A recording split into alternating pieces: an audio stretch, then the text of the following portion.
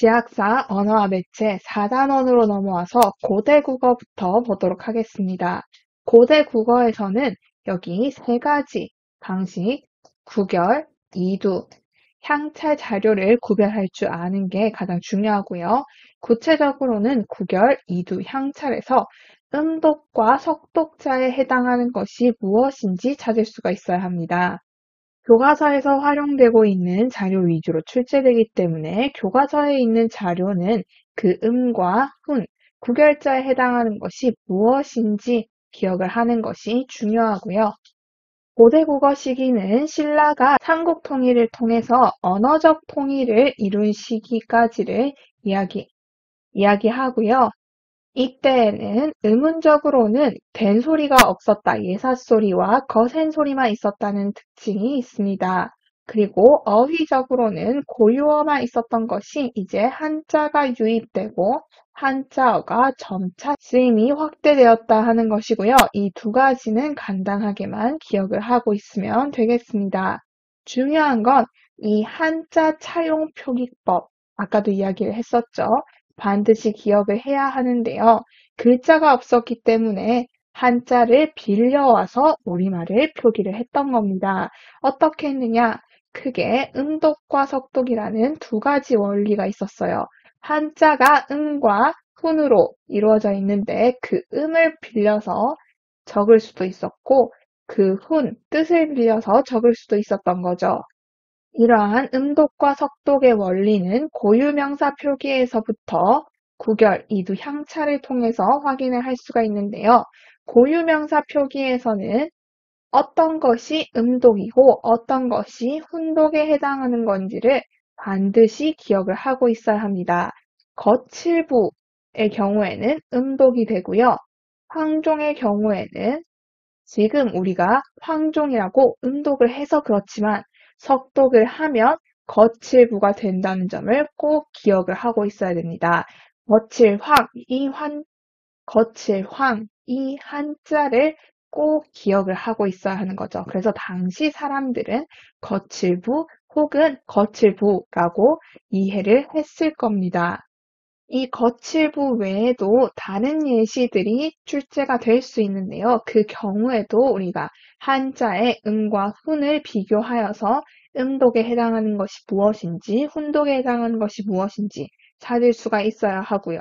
주로 이 자료가 출제가 되었습니다. 길동군 역시도 마찬가지죠. 영동군은 원래 길동군이었다. 왜 영동군이 길동군이냐? 길영자이기 때문에 훈을 빌려서 읽으면 똑같이 길동군이 길동군이다가 되는 거예요. 여기에서 추가로 덧붙이고 있는 자료도 마찬가지죠. 소나 혹은 금천이라고 되어 있는데요. 쇠 그리고 내천자죠. 네. 쇠내면 소나와 비슷하기 때문에 이게 음차이고 이게 훈차이구나 하는 것을 바로 찾을 수가 있어야 합니다. 이 연습만 한다면 그 이후에는 구결이나 이두, 향찰 모두 이해하는데 그다지 어렵지가 않아요. 본문 말고 자료 한번 보면서 설명을 하겠습니다. 먼저 구결 표기인데요. 구결은요, 한문이 있어야 하고요. 그 다음 이 한문에다가 글자를 추가한 구결문이 있어야 합니다. 두 가지를 비교했을 때 한문 그대로 있는데 구결문에서 구결자 더한 것만 찾을 수가 있어야 하고요. 이 구결자를 읽으려고 보면 이제 다 음을 빌려서 읽었구나 하는 것을 알 수 있어야 합니다. 한문의 경우에는 우리가 그대로 보면 형식 형태소가 그렇게 많지 않기 때문에 이해하기에 어려운 부분이 있어요. 그렇기 때문에 필요한 형식 형태소들을 한자의 음을 빌려서 표기를 했고요. 그러면 구결자의 목표, 구결의 목표는 한문을 조금 더 쉽게 이해할 수 있도록 하는 것이구나 하는 것 알 수 있어야 합니다. 왜냐? 이두와 그 목적이 조금 다르기 때문이에요. 이두는 똑같이 한문을 활용하여서 문장을 적고 있는데요. 자세히 보면 이 한문의 순서가 원래 한문의 순서와는 다릅니다. 우리 눈에는 똑같이 한문인 것 같은데 자세히 살펴보면 이두는요, 원래 한문과는 다른 우리에게 좀 더 익숙한, 우리가 직독직해를 할 수 있는 그런 어순으로 한자를 배치해 놓고 있어요. 원래는 득대죄라고 해야 할 것을 여기에서는 대죄를 얻었다. 우리말의 문장 순서대로 제시하고 있는 거죠. 그리고 교과서에서 제시하고 있는 이 임신서기석의 경우에는 이 두 가지 부분에서 한문과 어순의 차이가 나는 부분이 드러나기 때문에 이 두 가지 부분을 반드시 암기를 해두어야 합니다.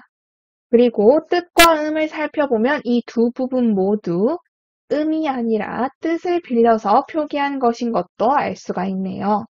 그리고 마지막으로 향찰인데요. 향찰은 향가 표기에 사용된 것만을 향찰이라고 이야기합니다. 그래서 우리가 문학 시간에 자주 보았던 향가가 여기에서 다시 출제가 될 수 있고요. 우리 교과서에서 도솔가 이야기를 하고 있지만 도솔가가 아니라 처용가와 같이 다른 작품들도 충분히 출제가 될 수 있기 때문에 문제를 풀면서 자주 등장하는 내용 혹은 학교에서 수업을 할 때 선생님께서 추가로 다루시는 자료에 대해서 반드시 기억을 해야 하고요. 향찰은 어디에 주목을 해야 하는가? 음독과 석독에 해당하는 한자가 무엇인지 구분하는 것 중요합니다. 실질 형태소에도 한자 차용 표기를 사용하였는데요. 이 실질 형태소 주로 한자에 혼을 가지고 와서 한자의 뜻을 가지고 와서 표현을 했고요. 반대로 여기에 있는 에와 같이 의존 형태소의 경우에는 주로 음을 빌려와서 표기를 했습니다. 여기 두 번째 질문에서 실질 형태소에 해당하는 것을 밝히고 있기 때문에 우리가 여기서 밝히고 있는 실질 형태소 외에 나머지는 전부 의존 형태소, 여기 두 개가 의존 형태소이구나 하는 거 알 수가 있고요. 이 글자들 실제로 음과 훈을 확인해 보면 전부 음독에 해당하는 것 확인을 할 수가 있어요. 또 다른 자료들 보면서 마무리를 해보도록 하겠습니다. 25번 서동요 한번 보면서 정리를 해볼게요. 보기는 윗글의 향찰에 대한 탐구 결과이다. 적절하지 않은 것은 되어 있고요. 서동요, 향찰로 되어 있는 것, 그리고 번역한 것, 그 다음 각 한자의 뜻과 제시되어 있는데요. 1번 이행의 밀은 실질 형태소로 그윽할이라는 뜻을 빌려서 표기하였군 되어 있는데요. 그윽할 밀자 여기에 확인을 할 수가 있고요. 남 몰래라는 뜻이죠. 남 그즈지라는 뜻이 그윽하다, 몰래 뜻을 빌려서 표기한 것을 확인할 수가 있습니다. 1번 적절하다, 그 다음 2번 이행의 가어는 어로 치고는 두고로 해석됨으로써 둘 다 석독, 음독으로 표기했어 되어 있는데요. 확인을 해보면 얼다에 지금 확인할 수 있고요. 어는 음을 빌려온 거 확인할 수 있죠. 석독, 음독이고 시고 역시 두다의 그 다음 고는 음을 빌려온 거, 석독, 음독인 거 확인할 수 있습니다. 2번도 적절하다. 다음 3번 사행의 야는 실질적인 의미인 밤이라는 뜻을 빌려 표기하였어 되어 있는데요. 밤에 몰래 온다죠. 그래서 밤 우리가 확인을 할 수 있기 때문에 실질적인 의미를 빌린 석독 표기인 거 알 수 있습니다. 그 다음 사행의 의묘는 실질적인 의미를 지니므로 둘 다 석독으로 표기해서 되어 있는데요. 비교를 잘 해봐야겠죠. 밤에 몰래, 모올 이렇게 이해를 해볼 수가 있고요. 우리가 뜻과 음을 비교해 봤을 때 몰이라고 해석하려면 음을 빌렸다고 밖에 이야기를 할 수가 없습니다. 그렇기 때문에 얘는 실질적인 의미를 지니지만 음독에 해당한다는 것을 알 수 있어야겠죠. 향찰의 경우에는 근본적으로 실질 형태소는 뜻, 그리고 의존 형태소는 음을 빌려서 표기하였지만 100% 그런 것은 아니었기 때문에 이렇게 하나씩 확인해 보면서 현지를 판단해야 합니다. 4번이 잘못된 것 정답이고요. 마지막 사행의 포고의 고는 고로 문법적인 관계를 나타내기 때문에 음독으로 표기했어. 이제 쉽게 찾을 수가 있죠. 안고 가다인데 안고가 여기 안 있고요. 고는 여기에 있죠. 그러면 문법적인 관계를 나타내는 어미를 음독으로 표기하는 것이구나 알 수가 있습니다. 그래서 25번의 정답은 4번이 되는 거죠. 이렇게 한자의 음과 뜻만 가지고도 음독과 훈독을 구분해낼 수 있다면 고대 국어 단원에서는 어려운 문제가 없을 것으로 예상이 됩니다. 그러면 중세 국어로 한번 넘어가 볼게요.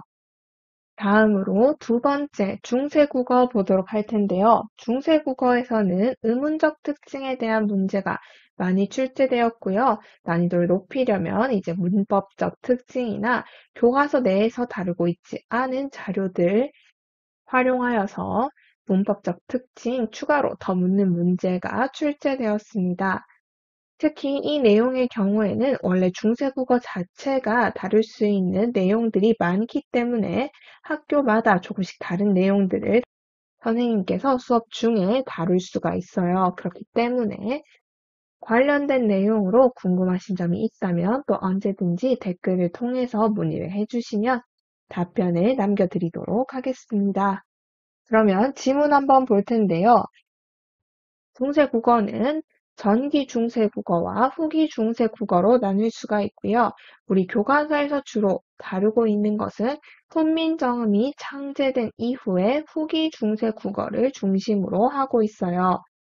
먼저 음음부터 살펴보도록 하겠습니다. 첫 번째 음음적 특징은 고대 국어와 달리 된소리 계열이 등장했다는 것입니다. 그래서 지금의 현대 국어처럼 세 가지 소리가 대립하는 체계가 완성되었고요. 지금은 사용하지 않지만 당시에는 유성마찰음, 순경음 비읍이나 반치음 같은 소리가 있었으며 아래 아가 소멸되기 시작했습니다. 그 다음 모음조화가 비교적 강하게 지켜진 점, 성조가 있어서 우리가 방점을 통해서 이를 표기했던 점 등을 확인할 수 있는데요.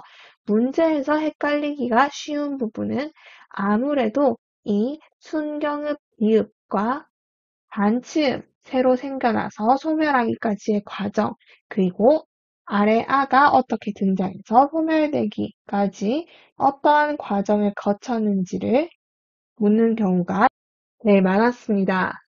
여기 예시를 통해서도 살펴볼 수가 있죠. 셔블이나 처점처럼 당시에는 이 반치음, 순경음 비읍이 있었기 때문에 이렇게 표기하던 것이 소멸하면서 순경음 비읍은 오우로 바뀌고 이러한 반모음 변화는 현대 국어의 비읍 불규칙과 관련이 있기 때문에 이 두 가지를 엮어서 분석하도록 하는 문제가 많이 출제되었습니다. 그리고 반치음은 아무런 흔적도 없이 사라졌는데요. 우리가 반치음이 있는 단어 아래아와 함께 엮어서 묶은 문제 출제되었기 때문에 반치음이 먼저 사라진 다음 아래아가 사라지기 시작했다는 거 앞뒤 순서를 기억해 놓으면 또 단어의 변천 과정을 분석하거나 서술하도록 하는 문제를 푸는데 도움이 되겠죠. 아래아의 경우에는 두 단계를 거쳐서 소멸이 되게 되는데요. 먼저 둘째 음절 이하의 아래아가 주로 으로 변하는 1단계 소실이 일어난 다음 근대국어 시기에까지 쭉 버티다가 근대국어 시기에 이르러서 이제 첫째 음절에 겨우 남았던 아래아가 주로 아로 변하는 변화가 일어나게 됩니다. 그래서 우리가 이 아래아의 소멸을 근대국어에서도 한 번 더 살펴볼 거예요. 그리고 근대국어에서는 이 아래아를 모음조화와 관련해서 다루고 있는 경우가 많았지만 여기 중세국어에서는 모음조화가 비교적 엄격하게 지켜졌기 때문에 이 모음 조화를 따로 떼서 모음 조화에 맞는지 혹은 맞지 않는지 정도만 구별할 수 있으면 되겠습니다. 모음 조화가 모음 조화가 잘 지켜졌는지 아닌지를 확인하려면 무엇이 양성 모음이고 무엇이 음성 모음인지 알고 있어야겠죠. 기본적으로 기억을 해야 합니다. 양성 모음에는 아래 오가 있었고 음성 모음에는 우 그리고 중성 모음에는 이가 있었는데 이러한 모음 조화는 이렇게 조사나 어미에서뿐만 아니라 단어 내에서도 지켜졌기 때문에 우리가 놓치기 쉽지만 단어 내에서도 모음 조화를 생각할 수 있어야 합니다. 그리고 성조와 관련된 내용, 평성과 거성, 상성을 어떻게 표기했는지 방점, 개수로 구분했다는 것, 그리고 이러한 성조가 현대 국어의 비분절 의문인 장단과도 관련이 있다는 내용만 간단하게 살펴보면 될 것 같고요. 어휘에서는 기억을 해야 하는 거, 고유어와 한자어가 대립하면서 한자어가 이긴 경우 원래 고유어가 무엇인지 그리고 그에 대응하는 한자가 무엇인지 학습 활동에서도 다루고 있는데 이 짝 기억을 하고 있으면 도움이 되겠죠. 그리고 우리 교과서에서는 중세국어 시기의 문법 크게 세 가지 다루고 있습니다. 먼저 주격조사 이가 세 가지 형태로 나타났다는 점. 이건 우리가 그 형태를 조건과 함께 반드시 기억을 해둬야 하고요. 두 번째, 높임 표현이 어떻게 실현되었는가인데요. 이 높임 표현 반드시 연습을 충분히 해두어야 합니다. 먼저 현대 국어와 다르게 주체 높임과 객체 높임, 상대 높임이 모두 선어말 어미에 의해서 실현이 되었어요. 그러면 선어말 어미를 보고 각각이 무엇을 높이고 있는지 꼭 구분을 할 수가 있어야겠죠.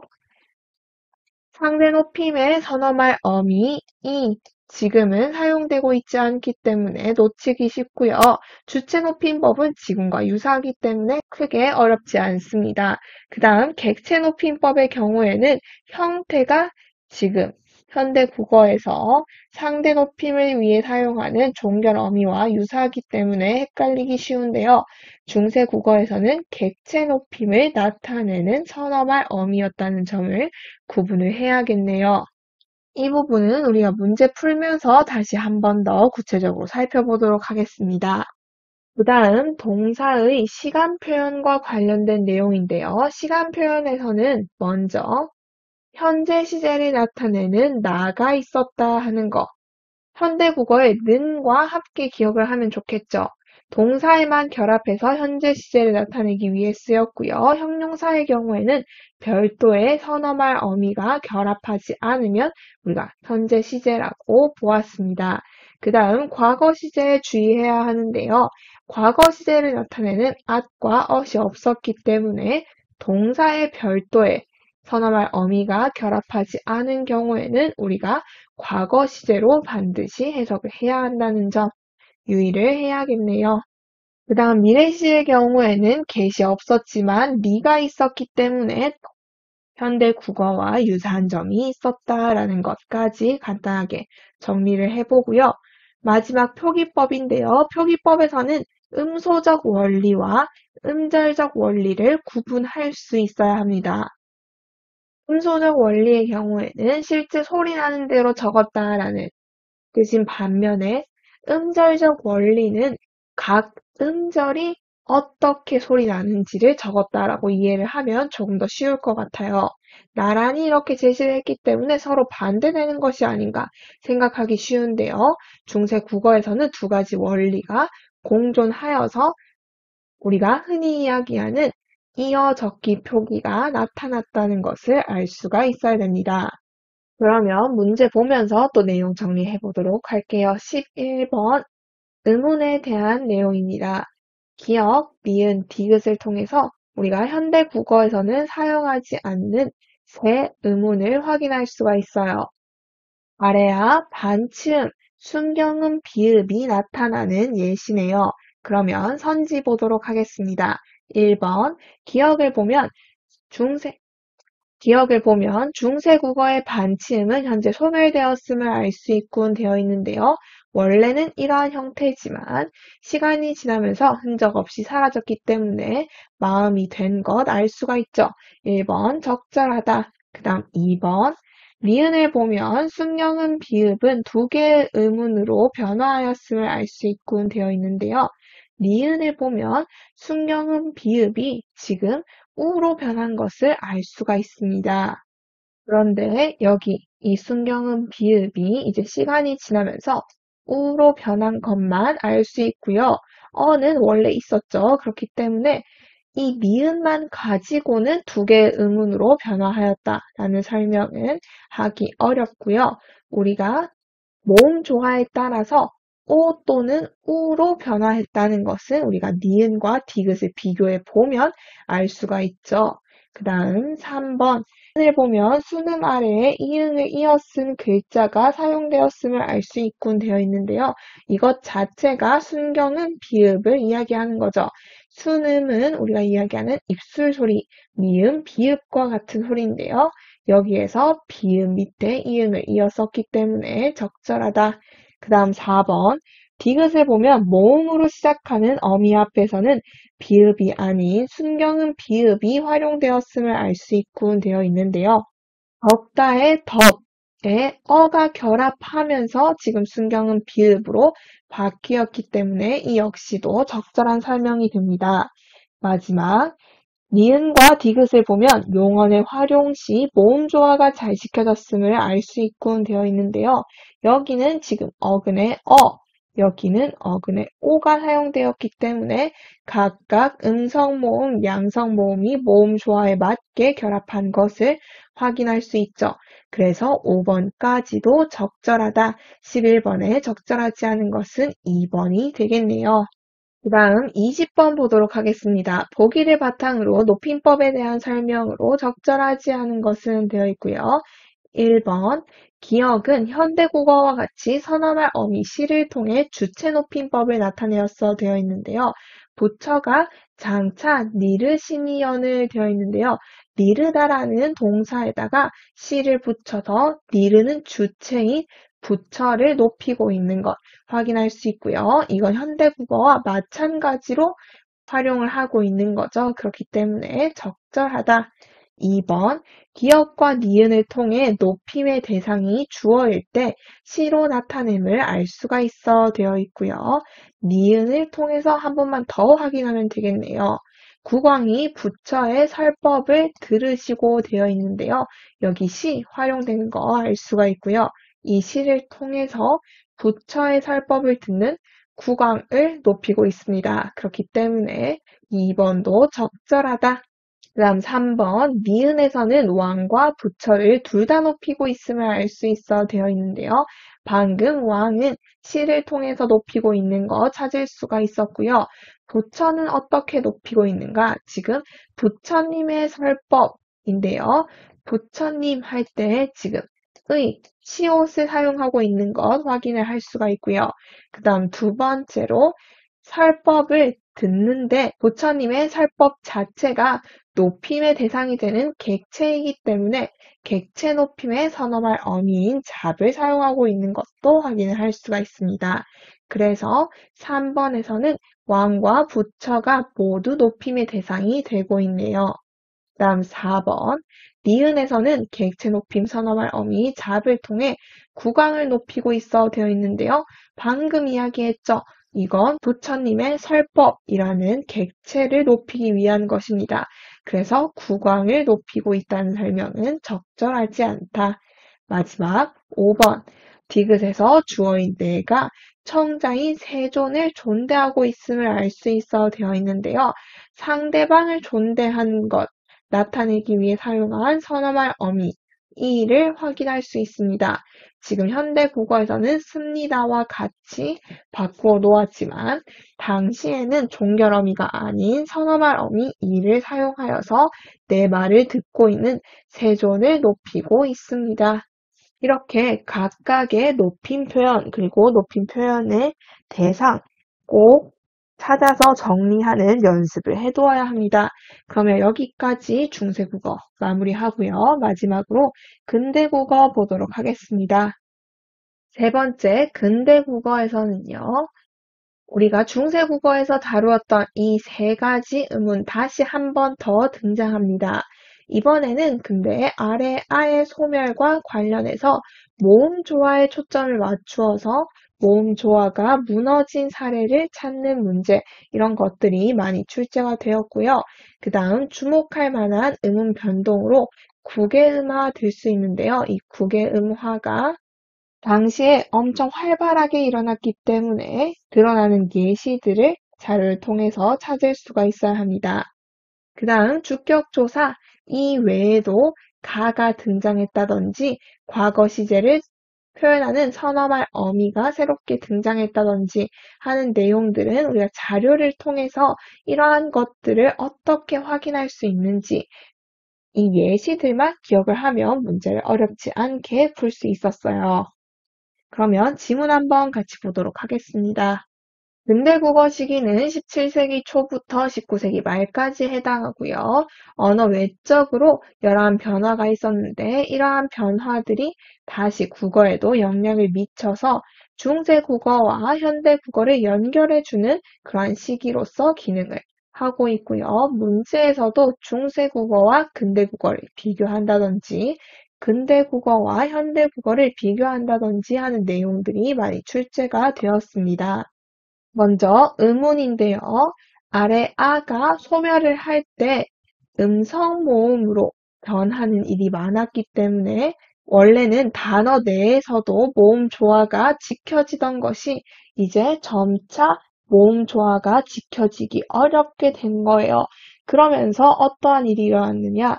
이제 이 단어에 결합하는 조사, 어미들에 대한 모음 조화도 잘 지켜지지 않는 것을 우리가 자료를 통해서 확인을 할 수가 있게 되고요. 그 다음 두 번째로 주목해야 할 거 국외음화입니다.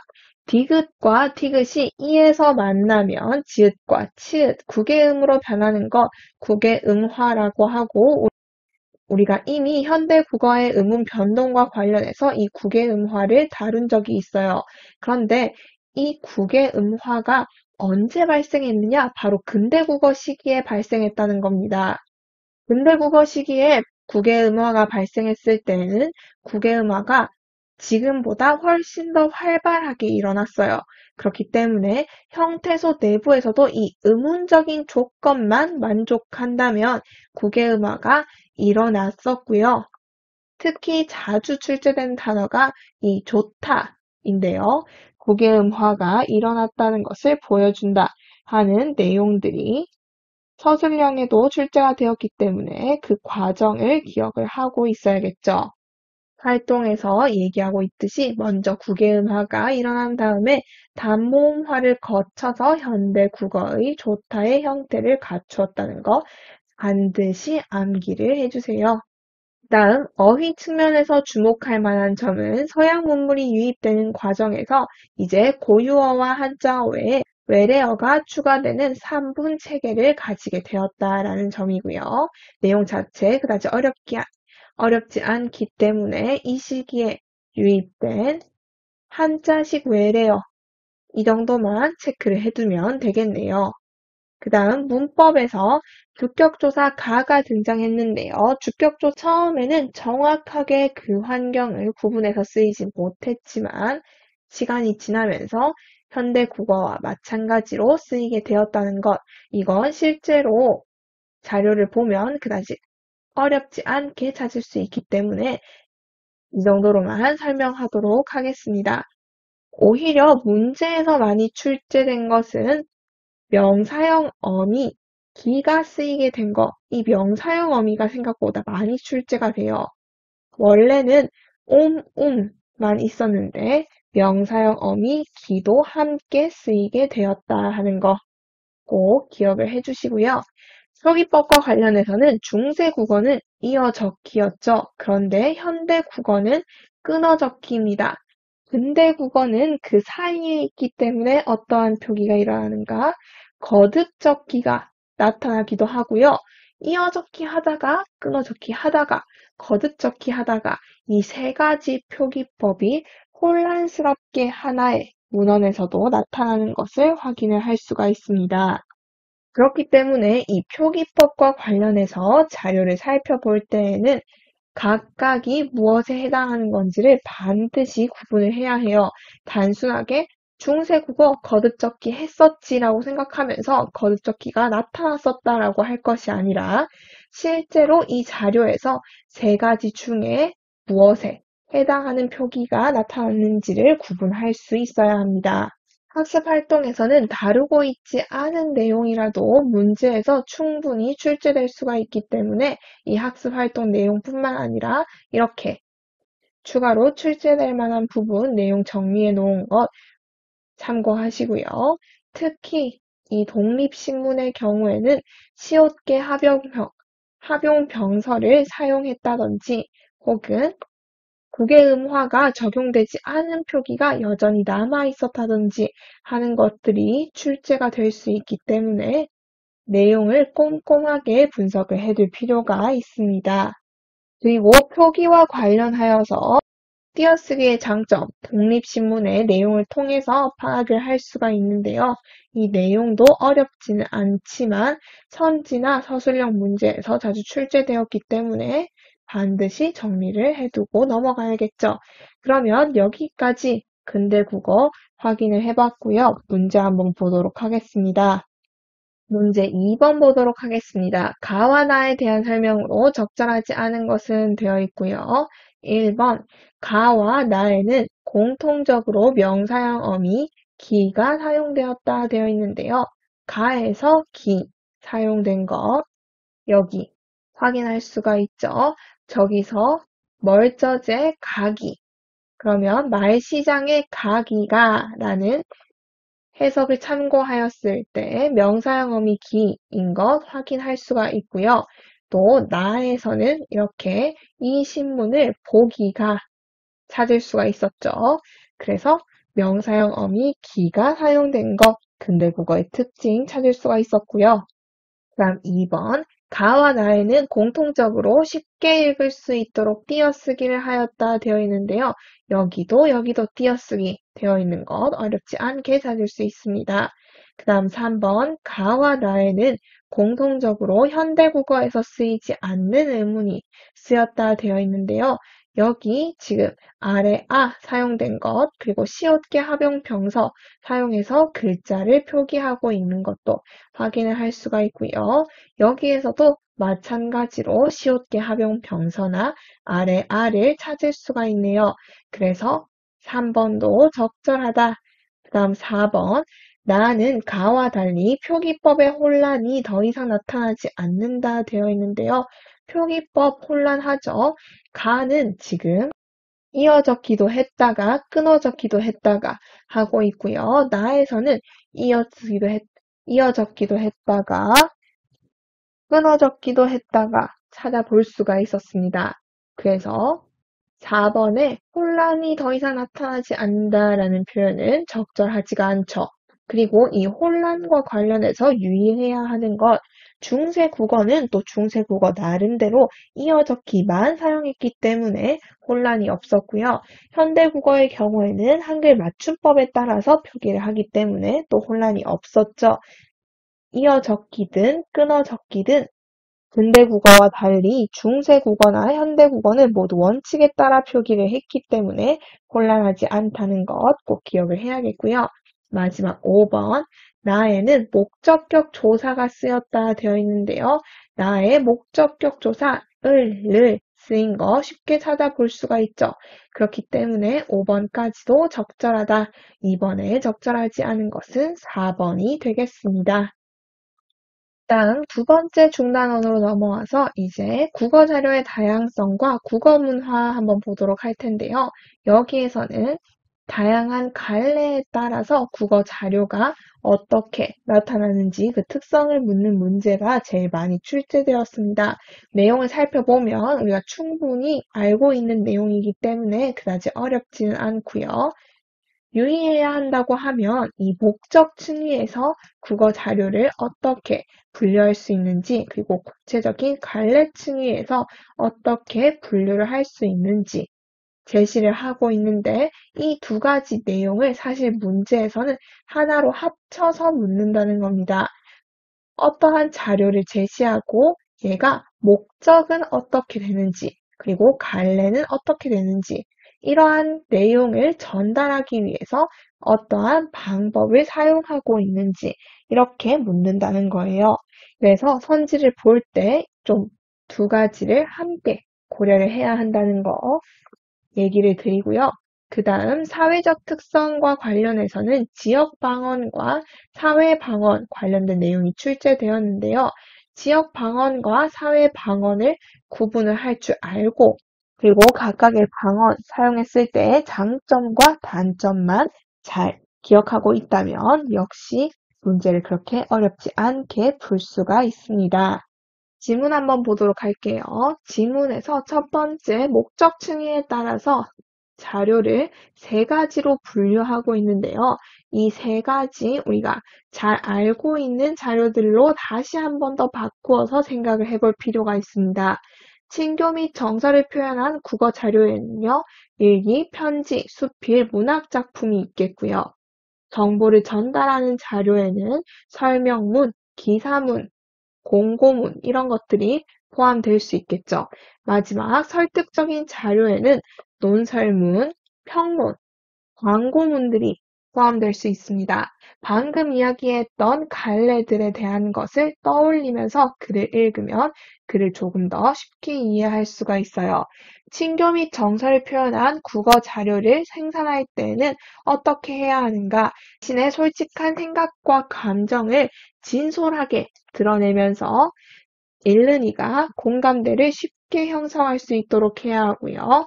이를 통해서 또 읽는이는 아름다운 정서를 전해받을 수가 있죠. 이러한 특성을 공통적으로 가지면서 이제 개별 갈래에 따라서 자신의 생각을 대화하듯이 써내려 간다든지 혹은 자신의 경험을 바탕으로 한다든지 하는 세부적인 갈래적 특성이 어떻게 나타나는지도 함께 생각을 할 수가 있어야 합니다. 정보를 전달하는 국어 자료의 경우에도 마찬가지예요. 정보를 전달하는 국어 자료는 객관성이 중요하기 때문에 정보를 체계적으로 정리하고 과장된 내용이나 꾸민 부분을 배제하고 간결하게 표현하는데, 또 개별적인 자료로 들어가서 이러한 점들을 어떻게 나타내고 있는가, 정보의 출처를 제시한다든지 혹은 신뢰할 만한 기관의 연구 자료를 인용한다든지, 기사문의 경우에는 표제나 부제를 활용하고 있다든지 하는 걸로 공통되는 점, 그리고 이 개별 자료에 나타내는 점을 반드시 구분해서 기억을 해야 하고요. 마지막으로 설득의 기능을 담고 있는 국어 자료, 여기에서는 논리적으로 자신의 주장과 자신의 주장을 뒷받침할 근거를 제시하고 있는 것을 확인할 수 있지만, 광고의 경우에는 또 다르죠. 감각이나 감정을 자극하는 방법으로도 설득하는 목적을 달성할 수 있겠구나 하는 것 생각을 해볼 수가 있습니다. 반대로 구체적인 갈래 층위에서 다루고 있는 이 네 가지 국어 자료의 경우에는 목적을 함께 생각하는 연습이 필요하겠죠. 광고문의 경우에는 제품을 판매하거나 자료를 알리면서 그 이면에 독자를 설득하려는 의도를 가지고 있어요. 그렇기 때문에 목적 층위에서 분류를 하자면 가장 큰 주된 목적은 설득이고, 거기에 부가적으로 정보 전달의 기능을 가지고 있다, 정보 전달의 목 가지고 있다, 이렇게 생각을 해야겠죠. 광고문의 경우에는 짧은 시간 내에 사람들의 이목을 끌어서 설득을 해야 하기 때문에 문자 언어뿐만 아니라 다른 매체 언어, 특히 이미지를 활용하는 경우가 많고요. 표현도 간결하고 압축적이라는 것이 특성으로 꼽힙니다. 반면에 기사문이나 보도문은 정보 전달을 목적으로 하는 글이죠. 그리고 이 정보 전달에서 개인의 주관적 의견이나 추측을 포함하지 않고 정확하고 객관적으로 정보를 전달하기 위해서 다른 사람의 말을 인용하는 표현이나 피동 표현을 많이 사용한다는 점, 요거 꼭 기억을 해주세요. 마지막 공고문의 경우에는 공고할 정보를 널리 알리고자 하는 것이기 때문에 정보 전달의 목적을 주로 가지지만 경우에 따라서는 설득의 기능이 더해지기도 한다는 점, 그리고 정확하게 정보를 전달하기 위해서 해석에 혼동을 줄 수 있는 말은 피하고 정보를 항목별로 분류하여서 명사형 종결 표현을 사용하여 전달하는 경우가 많더라 하는 것까지 이야기를 해볼 수가 있습니다. 그 다음 지역 방언과 사회 방언에 대한 내용인데요. 지역 방언과 사회 방언, 장점과 단점을 반드시 기억해야 된다고 했죠. 지역 방언의 경우에는 향토적인 느낌을 주고 친숙한 느낌을 주는 반면에 잘 모르는 사람의 경우에는 그 말 자체를 이해하기 어려울 수 있다라는 단점이 있고요. 사회 방언의 경우에는 지금 매체의 발달로 세대별 차이가 많이 두드러지고 있다. 그리고 이러한 사회 방언의 경우에도 마찬가지로 많이 사용할 경우에는 대화가 제대로 되지 않고 세대 간 갈등의 원인이 될 수 있다는 점이 단점으로 뽑힐 수가 있습니다. 그 다음 우리 교과서에서는요, 해외에서 생산되는 국어 자료나 국어로 번역되는 외국 자료도 사회적인 특성이 반영된 국어 자료의 일종으로 보고 이를 포함시키고 있는데요. 여기에서 주목할 점은 특히 해외 원문 자료를 국어로 번역할 때 우리나라의 언어 문화를 어떻게 반영시키고 있는가 하는 점입니다. 상대 높임 표현이나 친조어 등을 고려하여서 이것을 수용하는 수용자, 우리 문화에 맞게 어떻게 번역을 하고 있는지 이 부분을 묻는 내용이 출제가 되었어요. 호빗의 경우에는 친조어는 드러나고 있지 않지만 상대 높임 표현이 사용되고 있는 것 확인을 할 수 있고요. 그러면 문제 7번 한번 보도록 하겠습니다. 보기에 나타난 국어 자료의 특징으로 가장 알맞은 것은 되어 있고요. 보기에 나타난 국어 자료 내용을 살펴보면 갈등을 해결하기 위한 합의가 중요하다. 합의를 통해서 갈등을 해결해야 한다라는 필자의 주장이 드러나는 설득을 목적으로 하는 글이라고 볼 수가 있겠네요. 하나씩 살펴보도록 하겠습니다. 1번, 독자를 설득하기 위해서 논리적인 구조와 표현을 사용하고 있다 되어 있는데요. 독자를 설득하고자 하는 내용인 거 확인할 수 있고요. 글 전체적으로 살펴보았을 때 논리적 구조와 표현을 사용하고 있다고도 평가를 할 수가 있습니다. 갈등의 성격, 갈등이란 무엇이다.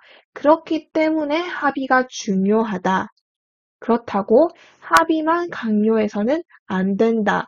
글 전체적으로 논리적인 표현을 활용하고 있었기 때문에 적절하다. 1번이 바로 정답이 되겠고요. 그 다음 2번. 구어적인 표현을 많이 사용했기 때문에 독자가 쉽게 공감할 수 있다 되어 있는데요. 여기에서 일단 구어적인 표현 사용된 것을 확인할 수가 없죠. 그렇기 때문에 적절하지 않다. 3번, 일상에서 경험할 수 있는 사례를 제시하여 독자가 흥미를 갖게 한다 되어 있는데요. 일상에서 경험할 수 있는 사례도 제시되어 있지 않았습니다. 이 2번과 3번 같은 경우에는 설득하는 글이라면 충분히 활용할 수 있는 전략이기 때문에 실제로 이 자료에 활용되고 있는지도 우리가 반드시 생각을 해볼 필요가 있고요. 4번, 독자가 공정하고 객관적인 내용을 이해하도록 만드는 데 주력하고 있다. 그러면 이건 정보 전달을 목적으로 하는 글에 해당하는 설명이겠죠. 그렇기 때문에 4번도 적절하지 않다. 마지막 5번, 글쓴이의 솔직한 심정을 대화하듯이 써서 섬세한 정서를 드러내고 있다 되어 있는데요. 글쓴이의 솔직한 심정 드러나고 있다고 보기 어렵죠. 글쓴이의 주장과 심정은 다른 것이기 때문에 유의를 해야 하고요. 대화하듯이 쓰고 있지 않습니다. 이건 친교나 정서 표현을 목적으로 하는 글에 대한 설명이 되겠네요. 그래서 7번의 정답은 1번이 되겠다. 이렇게 첫 번째 소단원 마무리를 해보도록 하겠습니다. 지학사 언어와 매체 마지막 단원입니다. 국어 규범과 국어 생활의 성차 한번 살펴볼 거고요. 내용에서는 지금 4가지 어문 규범 중에서 표준어 규정에 대한 내용이 가장 많이 출제되었다는 점, 그리고 주로 우리 교과서에서 다루고 있는 항목 위주로 문제가 출제되었다는 점 먼저 말씀을 드리고 지문 한번 살펴보도록 하겠습니다. 교과서에서 다루고 있는 첫 번째 어문 규범, 바로 표준어 규정인데요. 표준어 규정은 표준어가 무엇인지 그리고 그것을 어떻게 발음해야 하는지로 구성이 되어 있습니다. 그러면 표준어란 과연 무엇인가부터 살펴봐야겠죠. 표준어는 교양 있는 사람들이 두루 쓰는 현대 서울말에 해당을 하고요. 여기서 주의해야 하는 것은 현대 서울말이라는 내용입니다. 서울말을 기반으로 하고 있긴 하지만 현대의 사람들이 두루 쓰는 말을 표준어로 정했기 때문에 서울말보다 다른 말이 더 많이 쓰이거나 혹은 시간이 지나면서 말이 바뀌거나 한다면 서울말이라도 표준어가 아닐 수 있다는 것, 반드시 일치하는 것은 아니다 하는 거 꼭 기억을 해야 하고요. 두루 쓰느냐는 말을 통해서 확인할 수 있듯이 사람들의 말이 변해서 더 이상 무엇을 쓰지 않고 다른 단어를 더 많이 쓸 경우에는 그 말이 표준어가 된다는 것도 함께 기억을 하고 있으면 좋겠습니다.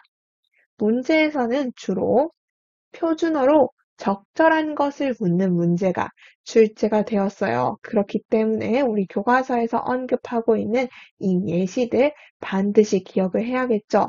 또 복수 표준어라고 해서 둘 다 표준어로 인정되는 경우가 있기 때문에 이 복수 표준어의 경우에도 반드시 그 짝을 함께 기억을 해두어야겠습니다. 표준어와 관련된 내용이 암기 위주라면 표준어 발음법과 관련된 내용은 구체적인 사례를 제시하고 이 사례와 관련이 있는 규정을 묻거나 규정을 바탕으로 그것을 실제 발음에 적용하는 유형의 문제로 많이 출제가 되었어요. 교과서에서 다루고 있는 이 의, 그리고 겹받침의 발음과 관련된 내용들이 많이 출제가 되었기 때문에 우리가 이 항목 꼭 눈에 익혀 두어야겠죠.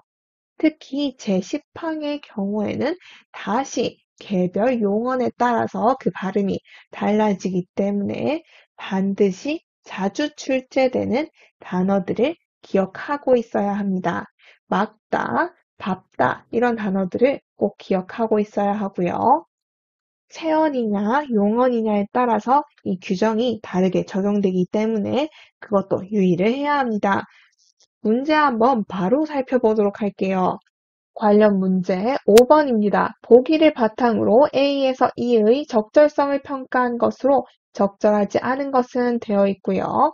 1번 넓다의 받침 리을 비읍은 어말 또는 자음 앞에서 리을로 발음하는 것이 원칙이므로 A는 적절하군 되어 있는데요. 우선 우리가 설명을 통해서 어말 또는 자음 앞에서 리을로 발음한다는 것을 확인할 수 있고요. 다음 널지의 경우에는 지금 지라는 자음 앞에서 리을로 발음을 하고 있죠. 그렇기 때문에 1번 적절하다. 그 다음 2번 밟은 예외적으로 자음 앞에서 밥으로 발음되므로 비읍은 적절하군 되어 있는데요. 리을 비읍으로 끝나는 용언인 밥은 예외적으로 자음 앞에서 밥으로 발음한다는 거 찾을 수 있습니다. 그 다음 실제 예시에서도 다 앞에서 비읍으로 발음을 하고 있네요. 그래서 2번도 적절하다. 그 다음 3번 달게 받침 리을 기억은 어말에서는 기억으로 발음하는 것이 원칙이므로 C는 적절하군 되어 있는데요. 여기 보면 받침 리을 기억은 어말 또는 자음 앞에서는 기억으로 발음하는 것이 원칙이다 되어 있습니다. 그렇기 때문에 닭이라고 발음하는 C는 적절한 것을 알 수가 있네요. 그 다음 4번 다에게 받침 리을 기억은 자음 앞에서는 리을 기억으로 발음하는 것이 원칙이므로 D는 적절하군 되어 있는데요. 방금 살펴보았듯이 기억으로 발음해야 하고 D에서도 실제로 그렇게 발음하고 있으므로 적절하다 찾을 수가 있습니다. 마지막 5번 읽고의 받침 리을 기억은 자음 앞에서 기억으로 발음하는 것이 원칙이므로 이는 적절하군 되어 있는데요. 리을 기억으로 끝나는 어간 발음은요, 기억 앞에서만 리을로 발음을 해야 합니다. 그렇기 때문에 읽다도 맞고 읽지도 맞지만 읽고라고 리을로 발음을 해야 하는 거죠. 그러면 이는 적절하지 않은 것 정답 5번이 되겠다. 이 경우에는 각각의 원칙이 잘못 연결될 수도 있고 발음이나 조건을 잘못 분석하는 내용의 선지를 오답으로 만들 수 있기 때문에 하나씩 꼼꼼하게 반드시 살펴보아야 합니다. 그리고 다시 본문으로 돌아와서요. 한글 맞춤법에서는 우리가 표기 원칙에 대해서 이야기를 하고 있는데요. 표기 원칙, 표준어를 소리대로 적되 어법에 맞도록 함을 원칙으로 한다. 그러면 소리대로 적는 것에 해당하는 예시, 그리고 어법에 맞도록 원형을 밝혀 적은 예시 구분을 할 수 있어야 하고요. 이러한 원리와 관련된 용어, 소리대로 적는 것은 음소적 원리에 해당하고 단어의 원래 모습을 밝혀서 적는 것은 형태 음소적 원리에 해당한다는 것만 기억을 하면 문제 어렵지 않게 풀 수가 있습니다. 오히려 문제가 되는 건 띄어쓰기예요. 띄어쓰기의 경우에는 각 단어를 띄어쓰되 조사는 붙여쓰게 되어 있는데요. 이와 관련하여서 조사와 똑같이 생긴 의존 명사, 어미 제시해서 띄어쓰기를 묻거나 혹은 본용언과 보조용언, 원래는 띄어쓰는 것이 원칙이지만 경우에 따라서는 붙여 쓰는 것이 허용되기 때문에 또 띄어쓰기 문제에서 자주 출제가 됩니다. 이 문제도 우리 기출문제에 포함되어 있기 때문에 꼭 문제 풀면서 정리를 해야 하고요.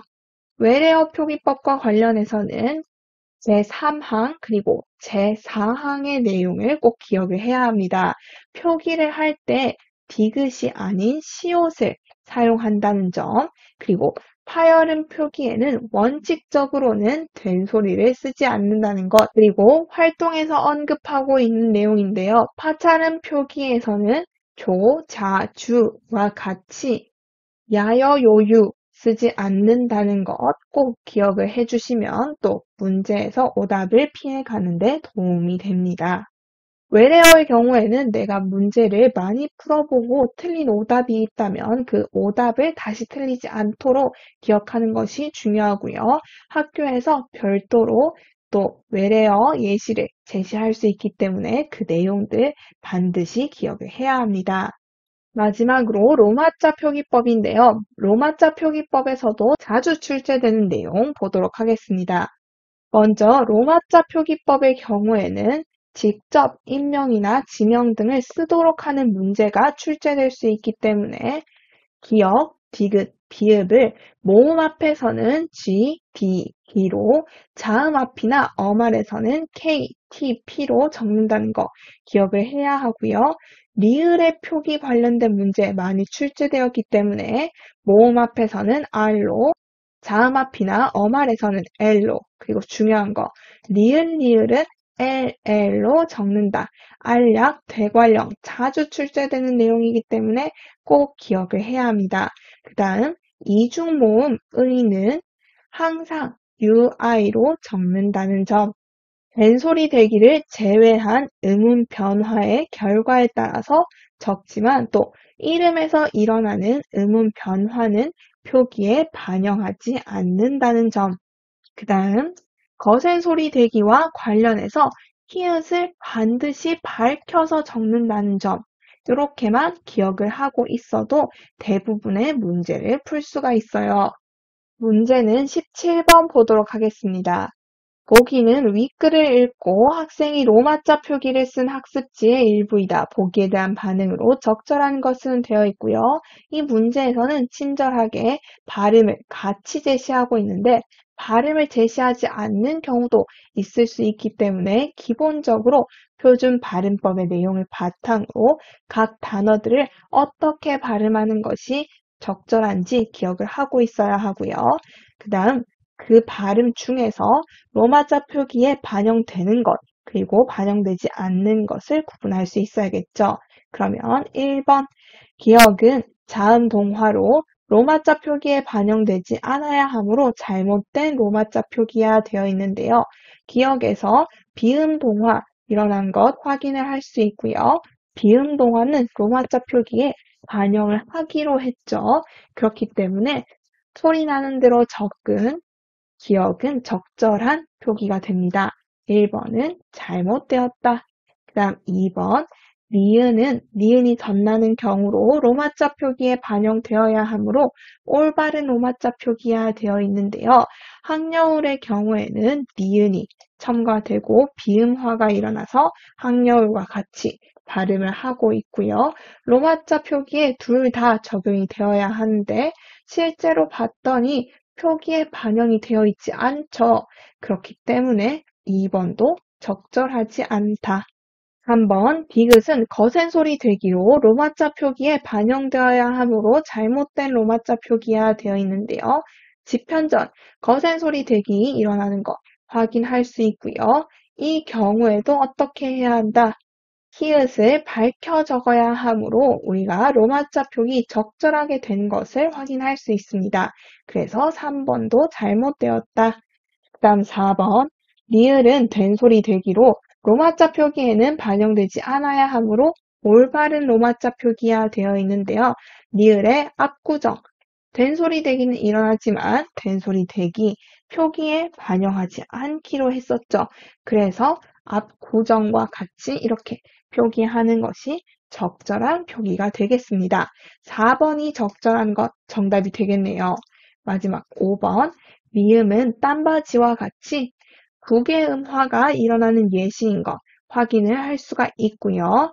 국외음화 역시 표기에 반영되기 때문에 이것을 반영해서 로마자를 적으려면 같이라고 적어야겠죠. 그래서 여기 들어가야 할 말은 같이가 되겠습니다.